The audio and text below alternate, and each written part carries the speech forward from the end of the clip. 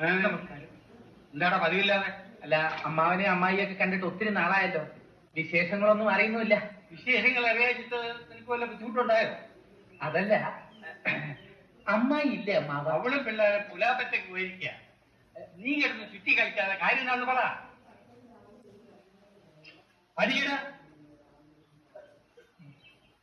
അല്ല അമ്മാവ, ഞാൻ ആലോചിക്കായിരുന്നു, ഈ പത്രം എടുത്ത് നോക്കിയാൽ എവിടെയും കൊലപാതകവും തട്ടിക്കൊണ്ടു പോകലും കാണാതായാലും മാത്രമേ ഉള്ളൂ.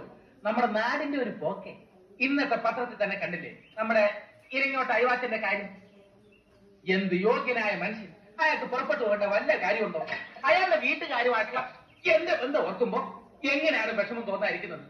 ഫാക്ടറി കാര്യത്തിൽ നിൽക്കക്കല്ലില്ലാതെ വന്നപ്പോ പാവം സ്ഥലം വെച്ചതാണ്. പിന്നെ കണ്ടുപിടിച്ച് കൊടുക്കുന്നവർക്ക് അയവാച്ചന്റെ വീട്ടുകാർ 10,000 രൂപയെ കൊടുക്കാൻ നിശ്ചയിച്ചിരിക്കുന്നു. അത് നിനക്കെങ്ങനെ അറിയാം? ഈ അയവാച്ചൻ പോലും ഇപ്പൊ എവിടെ ഉണ്ടെന്നുള്ള കാര്യം എനിക്കറിയാമാവാ. ഞാനൊന്ന് ചൂണ്ടിക്കാണിച്ചു കൊടുത്താൽ മാത്രം മതി. രൂപ 10,000 എന്റെ പോക്കറ്റില. ഇത് നിനക്ക് കാണിച്ചു കൊടുത്താൽ എന്താ? 10,000 രൂപ നിനക്ക് കിട്ടൂലേ? ഇവിടെ ഇങ്ങനെ തെറ്റിത്തിരിയാതെ പറ്റില്ല. ശരിക്കും അയവാച്ചൻ എനിക്ക് എന്റെ സ്വന്തം സഹോദരനെ പോലെയാണ്.